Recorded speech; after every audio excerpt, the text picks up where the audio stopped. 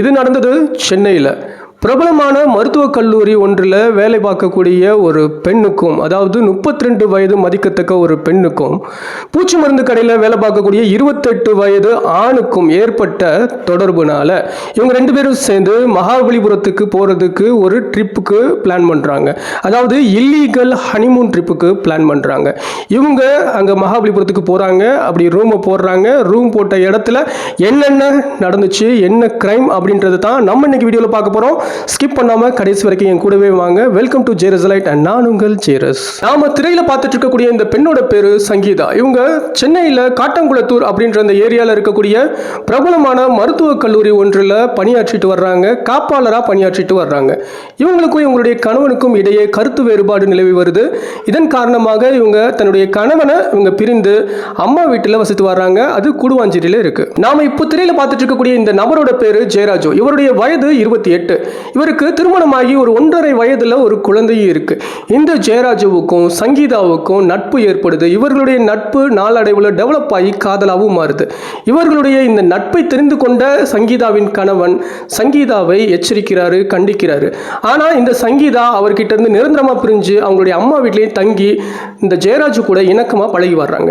2025 வருஷம் ஜனவரி மாசத்துல ஜெயராஜு சங்கீதா கிட்ட ஒரு டூரை பத்தி பேசுறாரு. சங்கீதா, நம்ம ஒரு டூருக்கு போவோம், அப்பதான் நம்ம தனிமையில மனம் விட்டு பேச முடியும், மகாபலிபுரத்துக்கு போகலாம் அப்படின்னு சொல்லிட்டு ஜெயராஜு சங்கீதா கிட்ட கேட்கிறாரு. சங்கீதா முதல்ல வேண்டாம்னு சொல்லிட்டு அதுக்கப்புறம் ஜெயராஜு கொடுத்த அழுத்தத்தின் காரணமா சங்கீதாவும் சம்மதிக்கிறாங்க. இவங்க 2 பேரும் பைக்ல மகாபலிபுரத்துக்கு கிளம்பி போறாங்க. ரைட், இப்போ மகாபலிபுரத்துக்கு போயாச்சு. மகாபலிபுரத்துல டூரிஸ்டோட கூட்டம் அதிகமா இருக்கு. இவ்வளவு கூட்டத்தில் என்னுடைய காதலை நான் எப்படி சொல்ல முடியும்னு சொல்லிட்டு ஜெயராஜு சங்கீதாவை ஒரு லாட்ஜுக்கு கூட்டிட்டு போறாரு.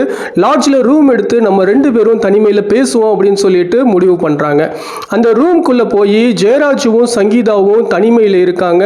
இந்த நேரத்தில் சங்கீதாவுக்கு ஃபோன் கால்ஸ் அடிக்கடி வந்துக்கிட்டே இருக்கு. என்னடா இது, இந்த ஃபோன் கால்ஸ் எல்லாம் தொடர்ந்து ஆண் நண்பர்கள் கிட்ட இருந்தே வந்துக்கிட்டே இருக்கு அப்படின்னு சொல்லிட்டு சங்கீதாவை கூப்பிட்டு, சங்கீதா, இனி என்ன தவிர வேற எந்த ஆண்கள் கிட்ட நீ பேசக்கூடாது அப்படின்னு சொல்லிட்டு ஜெயராஜு கண்டிக்கிறாரு சங்கீதாவை. சங்கீதாவும் திரும்ப கோவத்தில், அப்படிலாம் பேச முடியாது, நான் உங்ககிட்ட மட்டும் பேச முடியாது, என்னுடைய ஃப்ரெண்ட்ஸ்டே நான் பேசுவேன் அப்படின்னு சொல்லிட்டு சண்டை போடுறாங்க. இவங்களுக்குள்ள பயங்கர சண்டை நடக்குது. புயலுக்கு அப்புறம் ஒரு அமைதி வர்ற மாதிரி இவங்க சண்டைக்கு நடுவில் ஒரு அமைதியும் நிலவுது. இந்த நேரத்தில் ஜெயராஜு ரூம் கதவை திறந்து அவர் சாப்பாடு வாங்குறதுக்காக ரூமை விட்டு வெளியில் போகிறாரு. அப்படி வெளியில் போயிட்டு சாப்பாடெல்லாம் வாங்கிட்டு திரும்ப வீட்டுக்கு வந்த அந்த ஜெயராஜுக்கு, ரூமுக்கு வந்த ஜெயராஜுக்கு ஒரு அதிர்ச்சி காத்துக்கிட்டு இருந்தது. அது என்னன்னா, சங்கீதா துப்பட்டாவை தன்னுடைய கழுத்துல மாட்டி ஃபேன்ல தூக்கு மாட்டி தொங்கிக்கிட்டு இருந்தாங்க. இதை பார்த்த ஜெயராஜு உடனே அங்க இருந்த ஸ்டாஃப்ஸ், அதாவது லாட்ஜில் இருக்கக்கூடிய ஸ்டாஃப்ஸ் எல்லாருக்கும் இன்ஃபார்ம் பண்றாங்க. போலீஸ்க்கும் உடனடியாக கால் பண்ணி இந்த மாதிரி இவங்க தற்கொலை பண்ணிக்கிட்டாங்க அப்படின்னு சொல்லிட்டு அவர் இன்ஃபார்ம் பண்றாரு. இப்போ போலீஸ் இன்வெஸ்டிகேஷன்ல கிடைச்ச டீடைல்ஸ் என்ன அப்படின்றத பார்ப்போம். போலீஸ் அந்த ஸ்பாட்டுக்கு விரைந்து போறாங்க. ஜெயராஜு போலீஸ் கிட்ட போய் சங்கீதா தற்கொலை பண்ணி இறந்துட்டாங்க அப்படின்னு சொல்லிட்டு கண்ணீர் விட்டு அழுகிறாரு. ஆனா போலீஸ்க்கு இந்த விஷயம் கன்வின்சிங்கா இல்லை. என்ன காரணம்னா, ஜெயராஜுக்கும் சங்கீதாவுக்கும் இடையே இருந்தது ஒரு நல்ல தொடர்பு இல்லை, இது கள்ள தொடர்பு.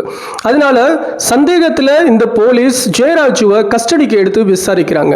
அவங்க விசாரிக்க வேண்டிய விதத்தில் விசாரிச்ச போது ஜெயராஜு வாயை திறந்து பேச ஆரம்பிக்கிறாப்ல.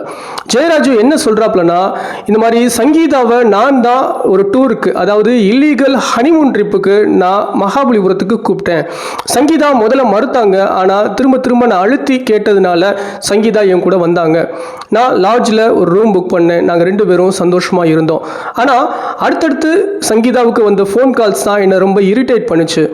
ஆண் நண்பர்களாக சங்கீதா கிட்ட தொடர்ந்து பேசிகிட்டே இருந்தாங்க.